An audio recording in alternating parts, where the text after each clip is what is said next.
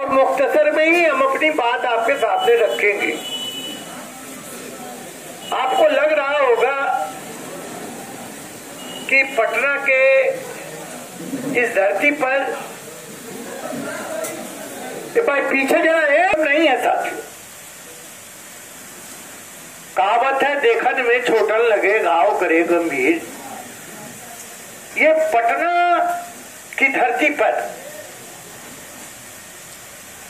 और ये मिलन समारोह हो रहा है और चर्चा 2024 के चुनाव का भी चल रहा है।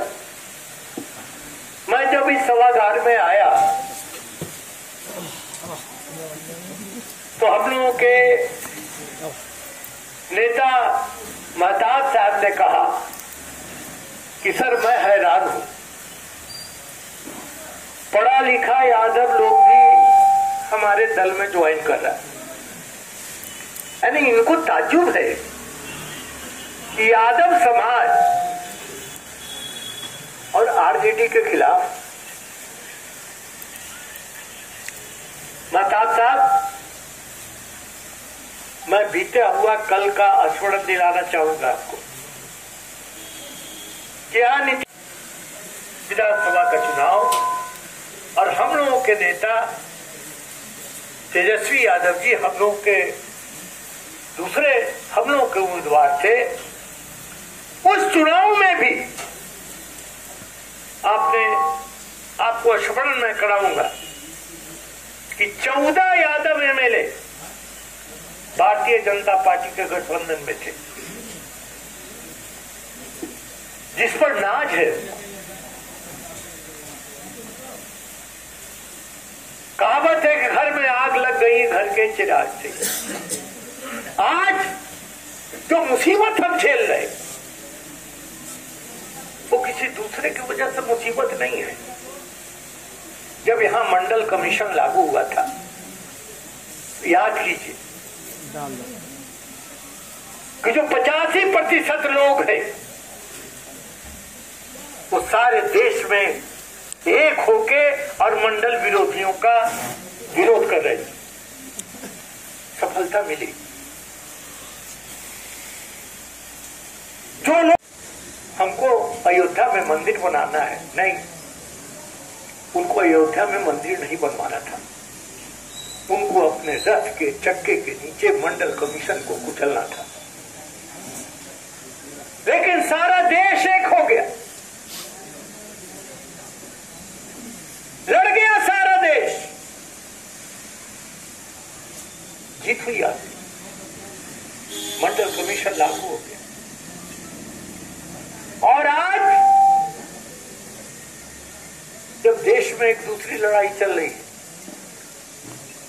इस देश में अंबेडकर का संविधान रहेगा कि नहीं रहेगा,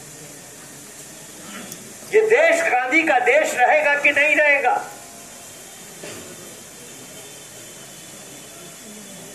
और उसमें जो लड़ाई चल रही है वो कठिन लड़ाई इसलिए है कि हमारे जो 85% लोग थे उनमें से 50 से 60% लोग हमसे अलग होके और भाजपा के पंक्ति में खड़े हुए।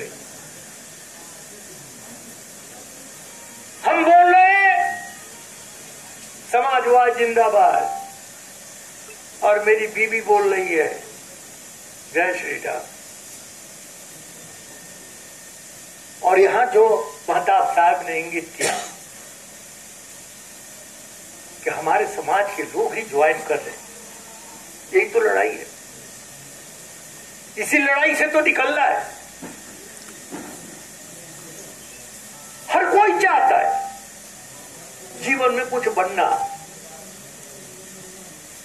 लेकिन हाथ जोड़ के हम अपने साथियों से कहना चाहते हैं, साथियों, ये समय बनने का नहीं है, ये समय बनाने का है।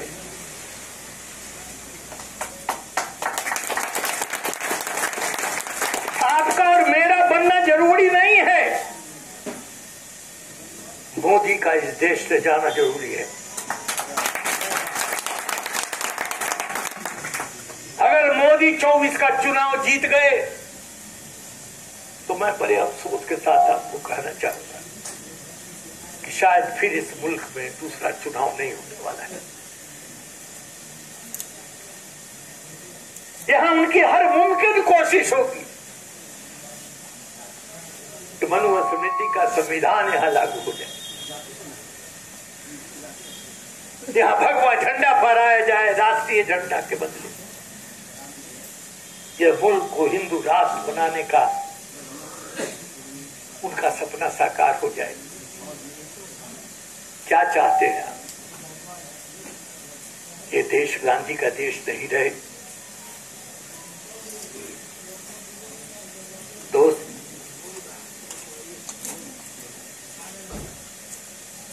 ये गांधी और अंबेडकर, कर्पूरी ठाकुर, लालू यादव सबने मिलकर इस देश को बनाया है।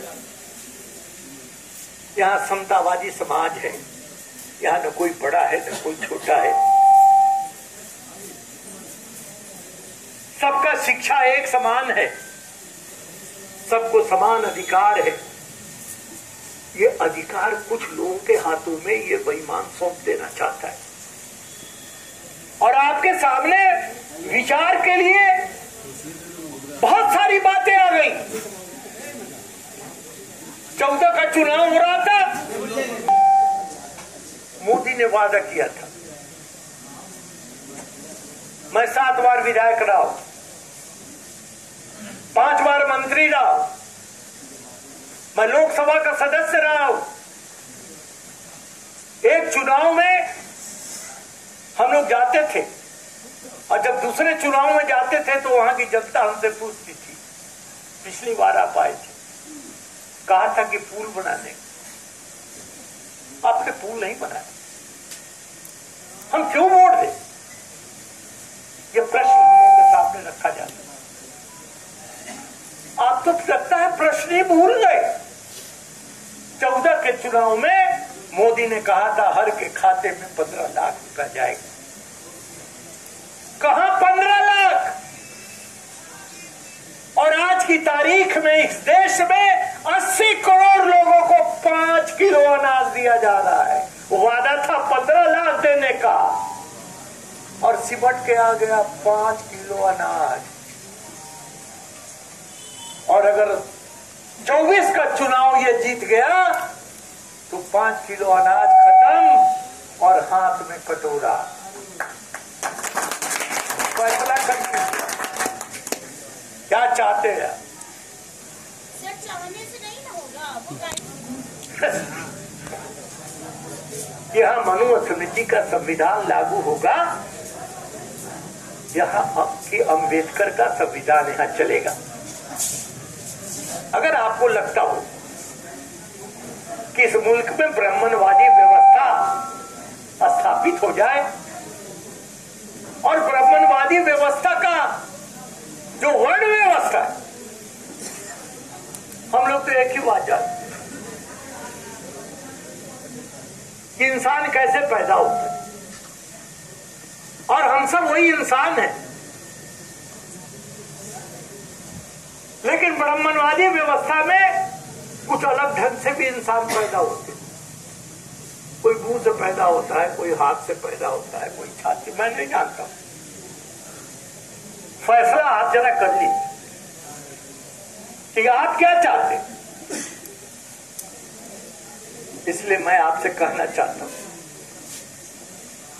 कि बात 5 किलो अनाज पर आ गई। मैं बहुत लंबा नहीं जाना चाहता, लेकिन अब 5 किलो पर मैं अपनी बात समाप्त करूंगा। हम लोग गांव में या शहर में भी, हम लोग के घर में आप चूहा देखते, चूहा आ जाता और चूहा को पकड़ने के लिए पिंजरे में हम लोग रोटी का टुकड़ा लगाते। पहेलियां चिड़िया फंसाने के लिए दाना डालता है, चिड़िया जाती है, फंस जाती। इस पर थोड़ा विचार कीजिए। चूहा और चिड़िया में सोचने की शक्ति नहीं है। अगर चूहा और चिड़िया ये सोच पाते कि आखिर ये मुफ्त का अनाज हमको दे क्यों रहा है, जरूर इसके पीछे कोई न कोई दाल में काला है, तो चूहा रोटी खा ले और चिड़िया दाना चुगने नहीं जाती और वो जाल में फंसती भी नहीं।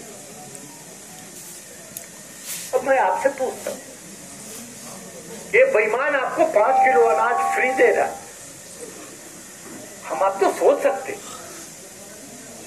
कि आखिर ये फ्री अनाज 5 किलो आपको दे क्यों रहा है। आपको इसलिए दे रहा है कि बाबा साहब भीमराव अंबेडकर ने जो ताकत आपको दिया है वोट डालने का, जो आपका भविष्य तय करता है, जो इस मुल्क का राजा बनाता है, वो राजा अंबेडकर के पंक्ति का हो या वो राजा नरेंद्र मोदी के पंक्ति का हो, ये फैसला करता है। 5 किलो अनाज देकर वो आपसे आपका वोट डालता है।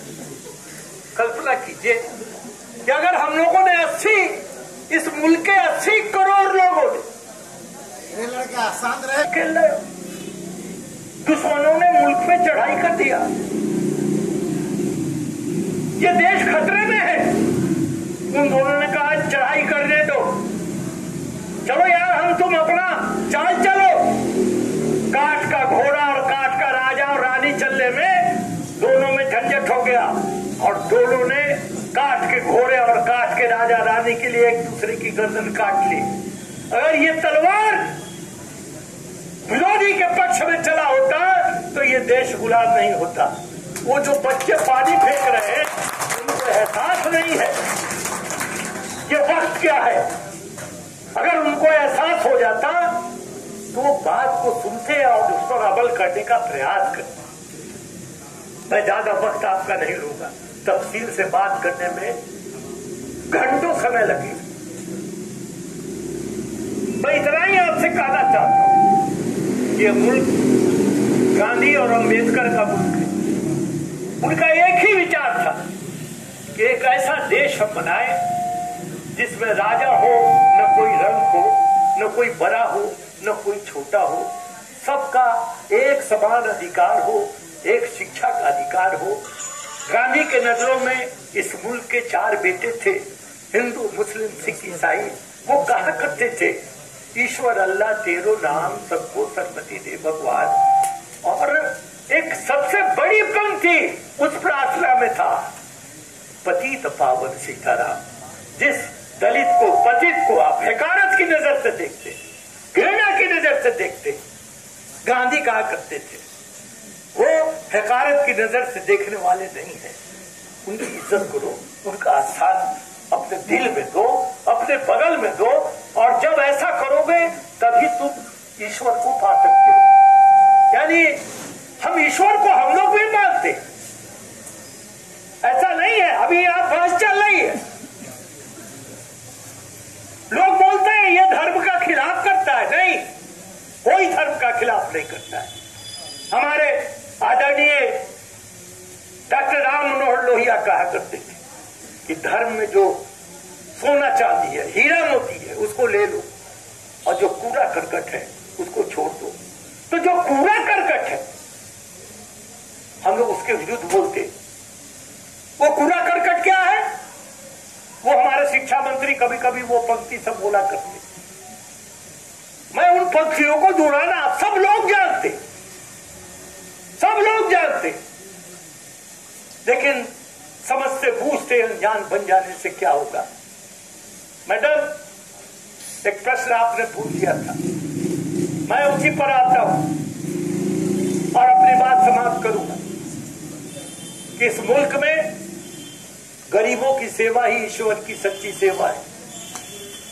अगर हम गरीब को मदद करेंगे, गरीब को कलेजे से लगाएंगे, तभी इस मुल्क का कल्याण होने वाला है। ये मुल्क में धर्म के आधार पर, ऊंच नीच के आधार पर भेदभाव हम नहीं कर सकते। जब आजादी की लड़ाई चल रही, झांसी के किले को अंग्रेजों ने घेर के रखा था, झांसी के रानी के फौज का एक सबसे बड़ा तोपची का नाम था गुलाम गौस। लड़ाई चल रही थी, एकाएक गुलाम गौस की तोप की आवाज बंद हो गई। झांसी की रानी को लगा गुलाम गौस मारा गया। वो दौड़ती हुई जाती है, देखती है गुलाम गौस खड़ा है और उसके तोप की आवाज बंद है। करकते हुए झांसी की रानी ने पूछा, गुलाम गौस तुम्हारे तोप की आवाज क्यों बंद है? बहुत अदब से गुलाम गौस ने कहा, महारानी अंग्रेज मंदिर की ओर से गोलाबारी कर रहे, हम गोला चलाएंगे तो मंदिर को टूटने का खतरा हो सकता है। जो नहीं सुना, झांसी की रानी ने कहा, गुलाम गौस हम जंगे आजादी की लड़ाई लड़ रहे हैं और जंगे आजादी की लड़ाई में एक मंदिर नहीं हजारों मंदिर टूटता है तो टूट जाने दो। ये देश आजाद होगा तो हम लाखों मंदिर का निर्माण करेंगे। ये जज्बा था। और आज हम जब गरीबों को कुछ देने की बात होती है, हम मंदिर बनाने की बात करते हैं। हजारों करोड़ का मंदिर बना रहे और गरीब के बदन पे कपड़ा नहीं है, उसके पेट में अनाज नहीं है, उसकी बेटी की शादी नहीं हो रही, उसको पढ़ने के लिए पैसा नहीं है। अगर मंदिर बनवाने से ये समस्या का निदान निकल जाए तो बेशक बनवाओ, लेकिन अगर इसका समस्या का निदान नहीं निकलता है तो मंदिर नहीं, इनकी समस्याओं को खत्म करने की दिशा में तुमको आगे बढ़ना चाहिए। हमारा राष्ट्रीय जनता दल और इंडिया के जो लोग हैं वो यही चाहते हैं, इसलिए हम बधाई देते हैं माता पिता